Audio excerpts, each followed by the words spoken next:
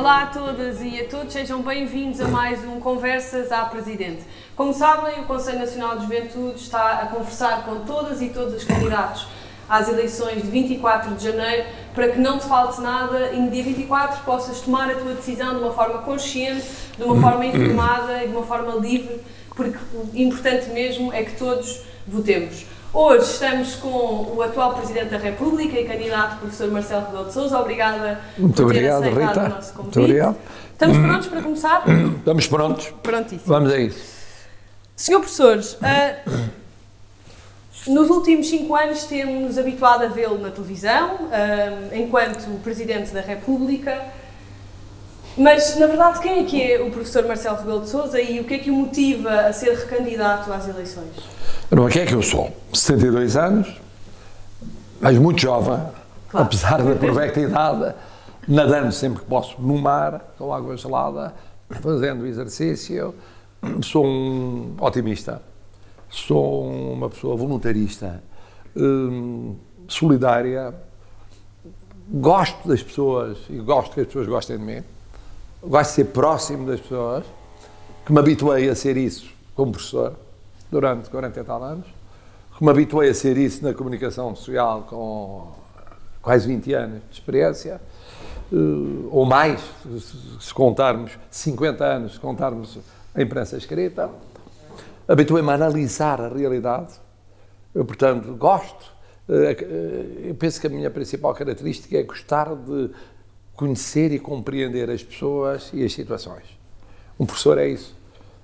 Compreender cada nova geração que aparece, que é sempre diferente da anterior, tem novas ideias ou novas formas de exprimir velhas ideias, e depois de aplicar isso na realidade. Apliquei no ensino, apliquei na vida associativa, apliquei nas autarquias, fui autarca há muito tempo, fui 20 anos autarca na autarquia mais pobre de Portugal, Sorrico de Basto, em Lisboa, que é a mais rica de Portugal, e em Cascais, que não é tão rica como Lisboa, mas que também é próxima disso. Voluntário em movimentos sociais, Bairros da Lata, antigamente, depois, noutras situações sociais mais recentemente.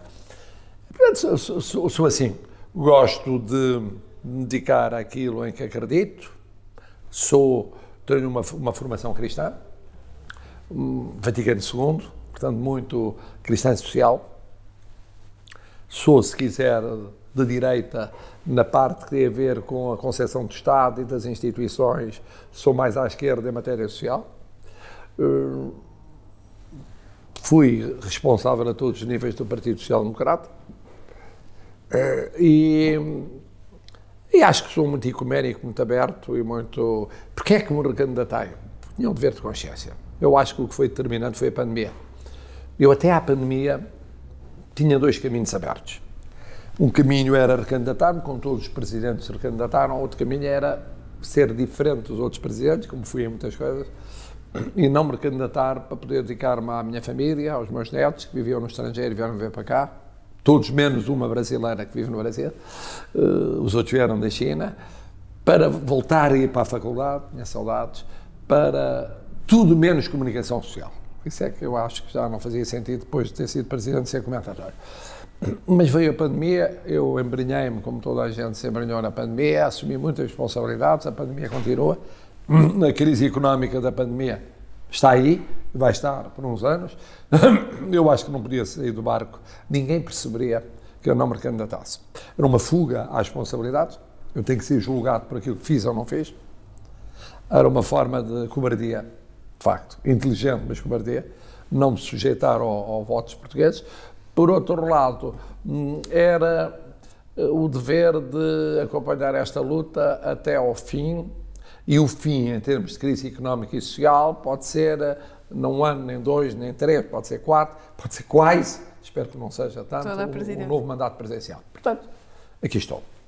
Escolheu este sítio, o Café Versalhes, para nos dar esta entrevista. O que é que este sítio diz sobre si e porquê? É muito simples. Eu, na primeira candidatura, precisava de uma sede. E então a sede foi aqui ao lado. Porque era uma pastelaria que tinha fechado portas,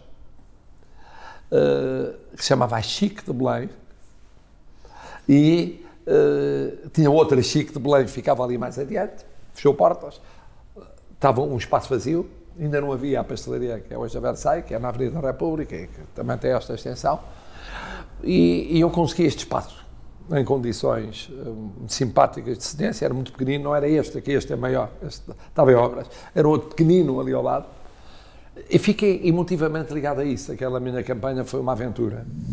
Agora, algumas perguntas sobre a juventude, Tudo. que é o nosso objetivo aqui. Como sabe, nós temos cerca de 1,6 milhões de jovens em Portugal, que faz quase 6% da nossa população. Quais são os principais desafios que o professor entende que a nossa geração tem hoje? Ora bom, eu acho que são muitos. O primeiro grande desafio é que a juventude é muito diferente entre si. Cobra idades completamente diversas. Vai desde o que se chamava antigamente quase crianças, até adolescentes, até adultos. Eu, sim, entre os 15 e os 30, pela classificação do meu tempo, nós entrávamos na idade adulta aos 17 anos. Porque eram maiores de 17 anos, eram os filmes que para a censura da época eram, apesar de tudo, mais picantes. Portanto, não se votava senão aos 21, só depois da democracia que foi aos 18, mas eu aos 20 e poucos anos já tinha 2 filhos, já tinha feito uma revolução, já tinha fundado um partido, já tinha fundado um jornal, já tinha feito, nem sei bem o quê. Isto, portanto, para dizer o seguinte, o primeiro problema são interesses muito semelhantes, portanto, mas muito complementares. Vão desde interesses escolares, depois é a saída profissional, do emprego, que agora é um drama. Criar vida e condições para ter vida. Não é só ter um emprego, depois casa. Casa como? De que maneira? Depois da elevação das rendas, foi uma loucura com os estrangeiros, e agora não deixa, porque sem que pareça com a crise veio descer, mas não deixa. Sim. Portanto, que tipo de apoio social em relação à habitação? Mas não é só a habitação, aos transportes, às condições básicas de vida, as mais variadas. Também. Bom, que incentivos para ter iniciativas profissionais, laborais ou empresariais? O problema das qualificações, quer dizer, a pessoa está qualificada e pouco tempo depois já não, está subqualificada. A atualização é impressionante. Antigamente, já não é do meu tempo, a mudança científica, a mudança tecnológica, que é verdadeiramente impressionante. O drama de conviver com um país envelhecido. Professor, e qual é que deve ser o papel do Estado a dar resposta a estes eu não sou liberal. Apesar de ter uma origem de direita, pertenço a uma direita social. E tenho muita dificuldade, sobretudo num país com tanta pobreza, 2 milhões de pobres em 10 milhões, e tanta desigualdade entre o que fica mais no litoral, mais no interior, e os vários interiores, e entre pessoas e funções, tenho muita dificuldade em aceitar que o Estado se possa demitir de um papel que são políticas públicas de correção, de prevenção e de correção. É muito bonito falar na liberdade, mas a liberdade do ignorante, a liberdade do pobre, a liberdade do explorado, do oprimido, não é propriamente a liberdade do privilegiado. Mas e falando especificamente, muitos dos problemas que identificou aqui têm a ver com a emancipação jovem, não é? As dificuldades do jovem, de facto, ganhar autonomia, independência. Como é que o Estado poderia, através dessas medidas que falou, políticas públicas, corrigir? Olha, logo, quando digo o Estado, é a administração pública em geral. Pode ser o Estado, as autarquias, institutos públicos, podem ser estruturas muito variadas. As universidades, os centros de investigação, desde logo a ligação entre o sistema educativo e a vida ativa, que começa antes de terminar o sistema educativo. Professor, falou ainda há pouco das questões também tecnológicas que têm um impacto tremendo na nossa vida, no dia-a-dia. À distância do nosso telefone, na nossa mão, conseguimos ter acesso à comunicação, conseguimos criar movimentos, fazer parte de uma discussão, fazer tudo. Ou quase tudo. Há coisas em que, apesar de tudo, a parte da proximidade é importante. Sim. Mas que impacto é que vê da tecnologia na nossa democracia? Porque também partilhamos muitas vezes informação menos verdadeira. Eu há bocado discutia isso com o Daniel Oliveira. Um dos problemas das democracias é que não estão habituadas a isso. As democracias foram concebidas, as democracias parlamentares clássicas, liberais, como se diz agora, para distinguir das iliberais que não são democráticas, exigem tempo. Às vezes absurdo. Mas é evidente que há que repensar a forma como as instituições todas políticas lidam com essas tecnologias, com os avanços que são alucinantes, e colocam problemas, de facto, de gestão de tempo político, de resolução de problemas. As pessoas são mais impacientes, as pessoas esperam respostas mais rápidas, mais eficazes, mais testadas, mais controladas. Falávamos exatamente de que os jovens esperam uma resposta mais rápida por parte das instituições partidárias, estatais, etc. Acha que falta política aos jovens ou jovens à política? Eu acho que falta haver mais jovens na política. Até pelo seu quando exemplo, digo na não política, é? Na Assembleia Constituinte. Os jovens fazem mais política do que se pensa. Porque basta ser cidadão para se fazer política. Basta ser professor, assistente, estudante, estar num movimento, quer que seja, numa banda, estar num grupo rock, estar num grupo de cinema, de teatro, um grupo cénico. Basta ter um movimento em torno de uma causa qualquer ecológica. Eu quero isto, não quero aquilo, para estar a fazer política. Porque não está neutral, está-se a agir politicamente. O que falta é mais juventude, admito, a nível de instituições, que são as instituições clássicas da política. Partidos, parceiros económicos e sociais, sindicatos, patronato, e não só, por aí adiante. Assembleias, autarquias. Tem havido renovação, por exemplo, nas autarquias? Sim. Mais rápida, mais lenta. Bom, tem havido, às vezes, a nível nacional, na administração pública, nos casos sim, nos casos não, a nível nacional, muitas vezes, é curta essa renovação. Falando agora um bocadinho sobre a Europa e o mundo, porque a função presidencial também assim o exige, nós estamos em pleno século XXI e continuamos a questionar-nos sobre diversidade cultural, diversidade étnica, sobre direitos das minorias, direitos da comunidade LGBTI, igualdade entre homem e mulher, e continuamos ainda muito do ponto de vista da problemática e não olhando para isto como algo que será bom para a coesão social, para o desenvolvimento económico. Porquê que isto acontece? Acontece, sabe porquê? Porque em períodos de crise as sociedades ficam egoístas. As pessoas têm medo de perder um emprego, sentem-se inseguras e as ideias securitárias ganham força sobre as ideias de liberdade. Há medo da diferença, há medo dos outros, há medo, gostaríamos que todos fossem iguais a nós e estarmos nós, os puros, nós, os bons, todos protegidos e os outros lá fora. É isso que leva a hipernacionalismo.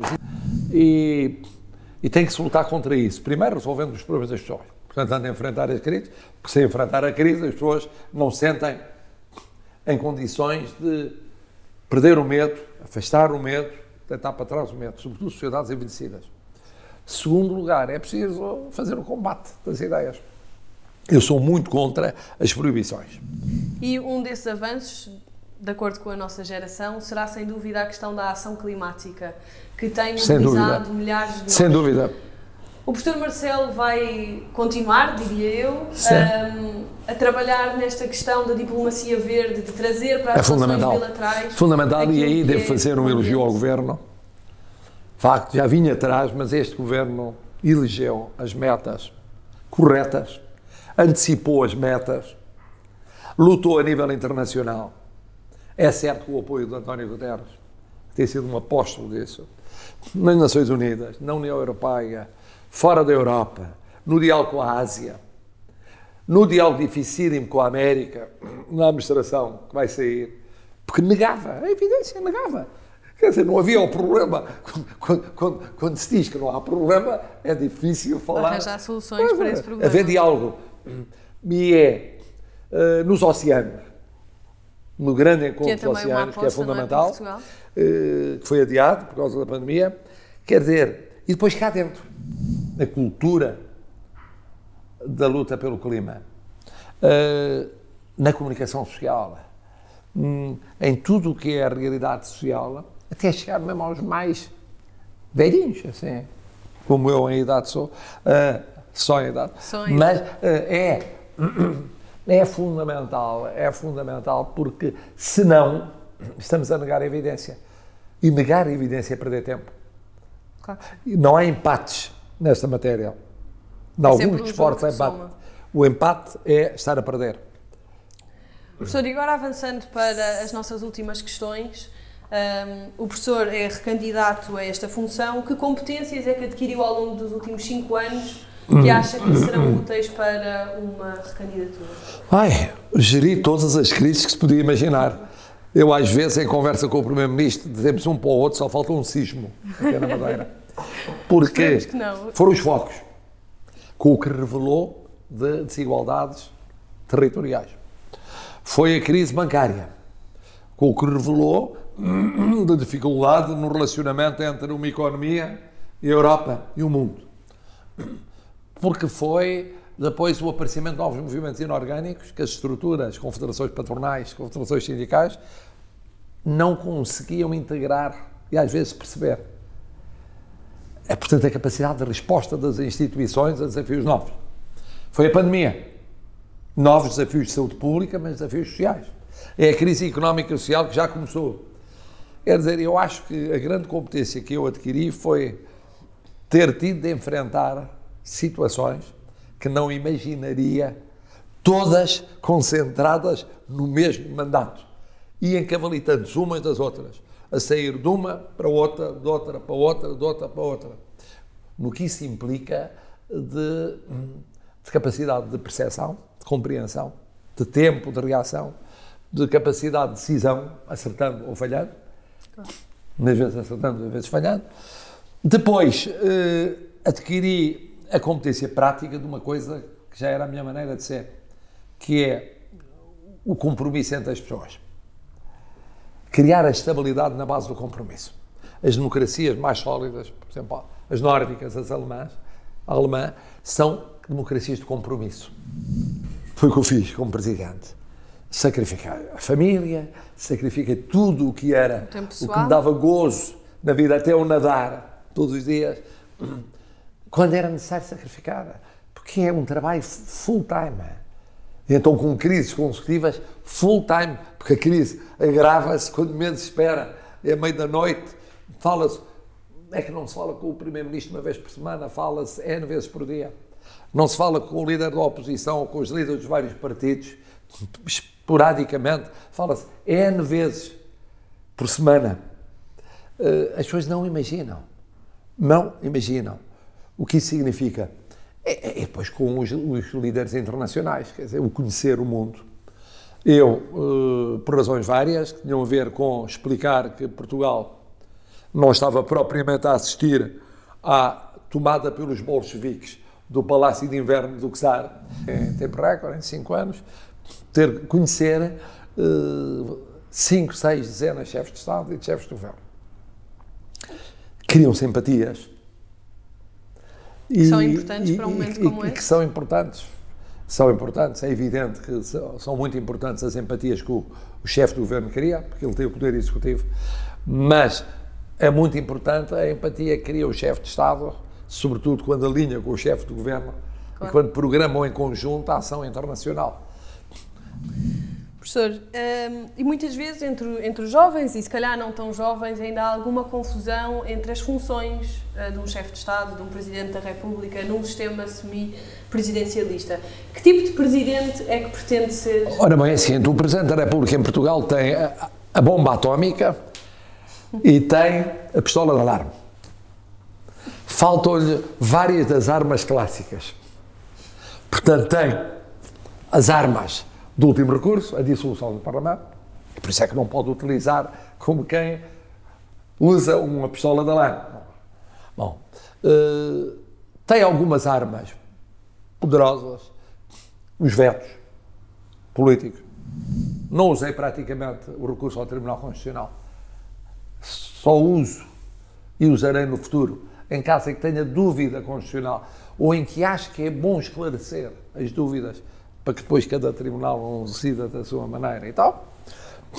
São armas que dispõem. E depois há a chamada soft policy, que é falar com o Primeiro-Ministro. Ele manda o diploma, eu digo, era melhor corrigir isto e tal. Mas eu não veto. Corrija isso se ser necessário vetar.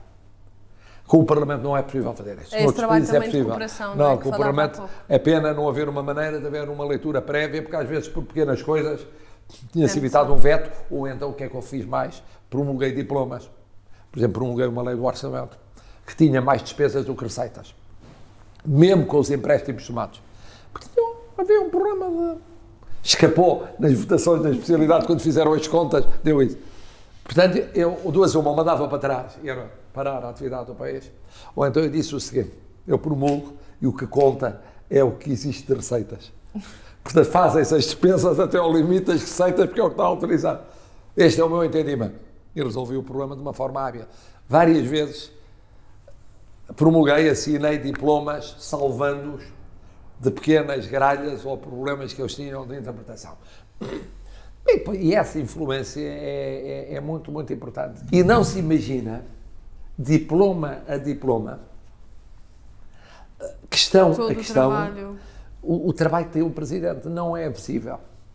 Pois, claro, pois há a função internacional, é Comandante Supremo das Forças Armadas, portanto tem de acompanhar tudo o que se passa com as Forças Armadas.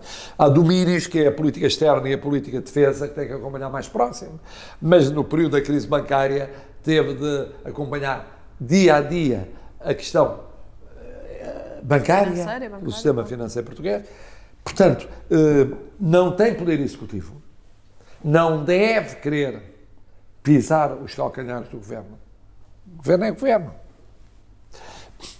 Agora, tem realmente um poder de controle, tem um poder preventivo, tem um poder de correção, tem um poder de... ser o garante da Constituição, depois tem, no fim. em última instância, mas é para a última instância, poderes extremos, mas é para utilizar em casos extremos.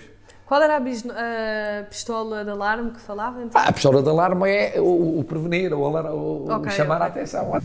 Para terminarmos, se for reeleito no dia 24 de janeiro... Já sei qual é a pergunta. Não vou perguntar o que é que dizem os seus olhos, mas, como o Daniel Oliveira, o que é que vai fazer? Esquecemos a pandemia, tiramos a pandemia de... O que é que vou fazer tirando a pandemia? Qual é a primeira medida, a primeira... É a questão económica e social.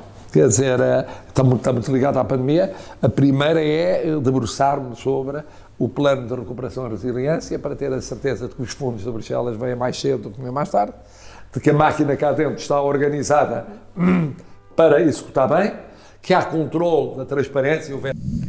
Para vocês, por favor, vejam todas as outras entrevistas às candidatas e aos candidatos. É mesmo importante que no dia 24 de janeiro ou no dia 17, caso votes de forma antecipada, possas exercer o teu direito de uma forma informada e de uma forma livre. Até breve.